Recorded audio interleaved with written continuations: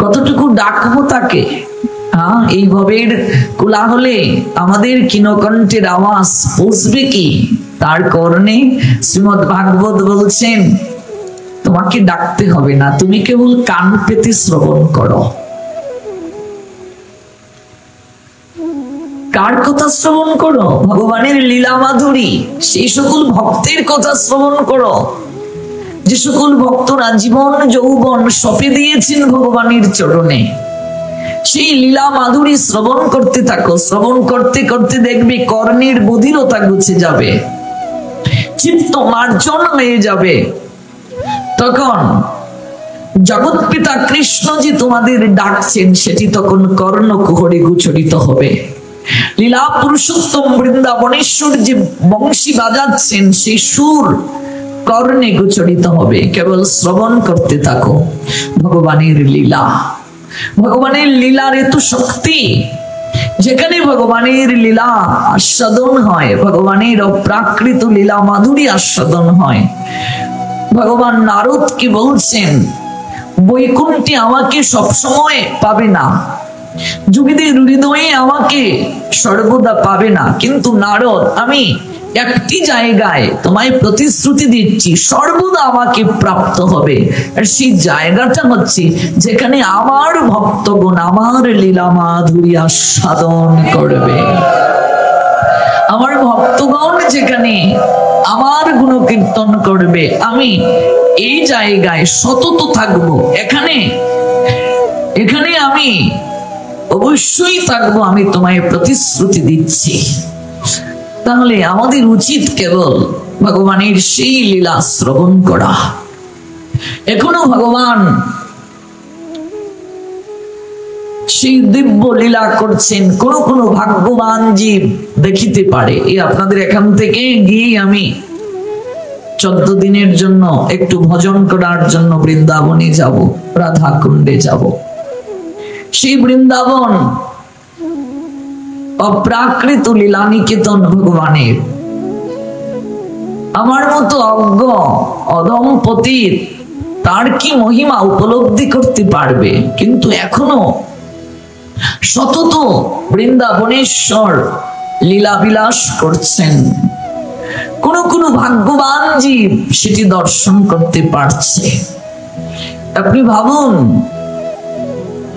একটি মাটির হাড়ির উপরে আরেকটি মাটির হাড়ি, তারপর আরেকটি মাটির হাড়ি, সবচেয়ে উপরের হাড়িটি সেটি আগে রন্ধন হয়। কি অলৌকিক লীলা! ভাবা যায়, কল্পনা করে যায়। পত্রটি যখন জয়পুরের রাজা পেলেন তখন তিনি খুবই ব্যাকুল হয়ে গেলেন।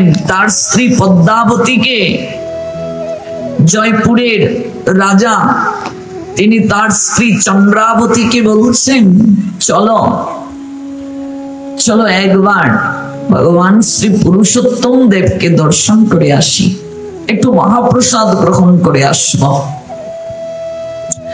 রাজা জয়সিংহ এবং তার স্ত্রী চন্দ্রাবতী উড়িষ্যায় ভগবান শ্রী জগন্নাথকে দর্শন করার জন্য যাত্রা করলেন। হৃদয়ে বড় অভিলাষ,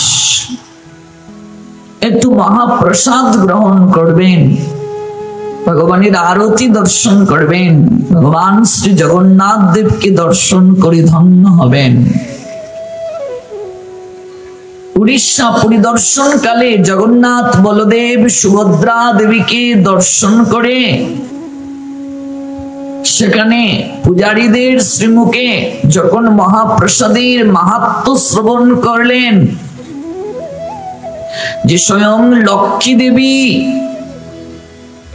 সেখানে অবস্থান করেন, ভগবান শ্রী জগন্নাথ দেবকে ভোগ অর্পণের পর সেটি বিমলা দেবীকে অর্পণ করা হয়, নতুবা তা মহাপ্রসাদ হয় না।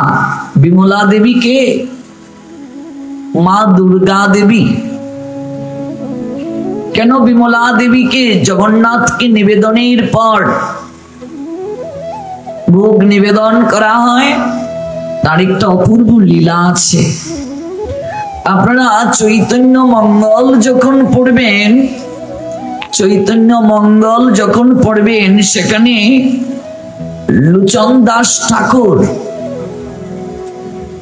চমৎকার ভাবে লীলা বর্ণনা করেছেন। শ্রী লোচন দাস ঠাকুর চৈতন্য মঙ্গলে চমৎকার ভাবে সেই লীলা তুলে ধরেছেন। একবার দেবর্ষি নারদ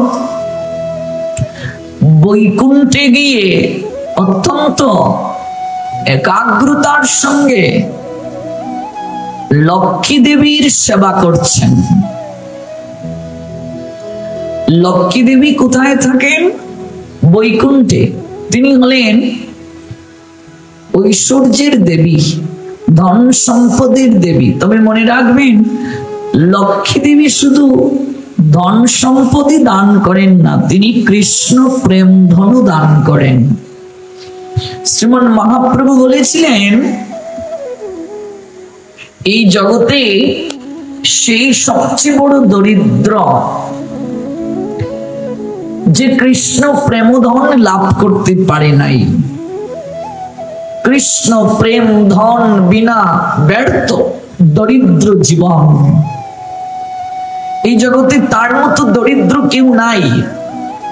আমরা দরিদ্র বলতে কি বুঝি? যার টাকা পয়সা নাই, অর্থ বিত্ত বৈভব নাই। কিন্তু মহাপ্রভু বলছেন, এই জগতে তার মতো দরিদ্র কেউ নেই, যে এই মনুষ্য জীবন লাভ করে, দেব দুর্লভ মনুষ্য জীবন লাভ করে আজও কৃষ্ণ প্রেমধন লাভ করতে পারল না। মহাজন দেখুন কি বলছেন। মহাজন বলছেন,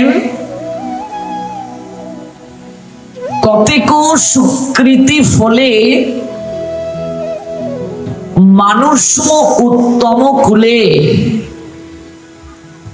বহু জন্মের সুকৃতির কারণে তুমি মানুষ কুলে জন্ম নিয়েছ।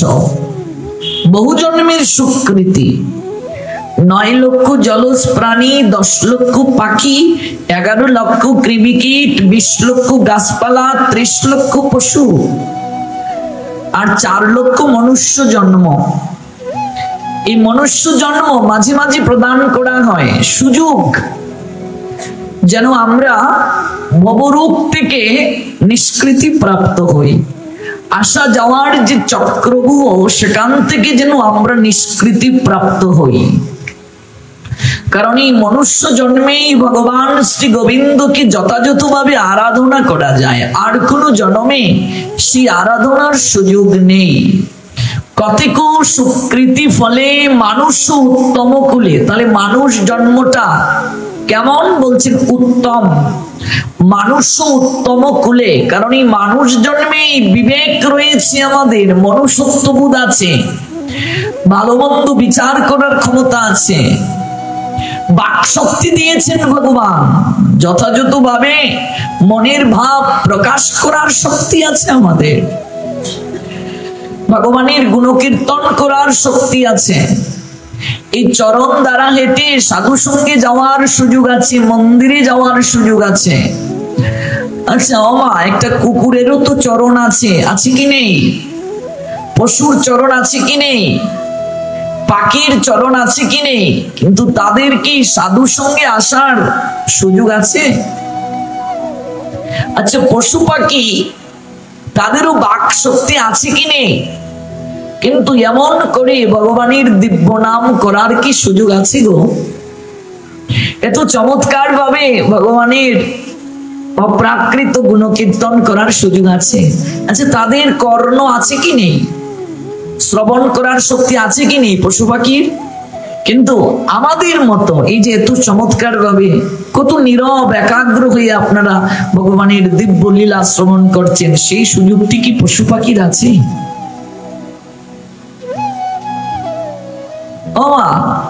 কৃষ্ণ প্রসাদ গ্রহণ করার সৌভাগ্য কি পশু পাখির হয়? কিন্তু আমাদের সেই সুযোগ আছে। আমরা হস্ত দ্বারা ভগবানের জন্য রন্ধন করতে পারছি গো, আরতি কীর্তন করতে পারছি। এই চরণ দ্বারা হেঁটে হেঁটে মন্দিরে যেতে পারছি, ভগবান দর্শন করতে পারছি, সাধু সঙ্গে যেতে পারছি, আমরা নৃত্য গীত করতে পারছি, এই জিহ্বা দ্বারা কৃষ্ণ প্রসাদ গ্রহণ করতে পারছি, তার আমরা স্বাদ গ্রহণ করতে পারছি। কিন্তু সেটি পশু পাখি কীট পতঙ্গ তাদের সুযোগ নাই। বৃক্ষ রুদ্রে পুড়ে বৃষ্টিতে ভিজে এক জায়গা থেকে আরেক জায়গায় চলাচল করার শক্তি নেই।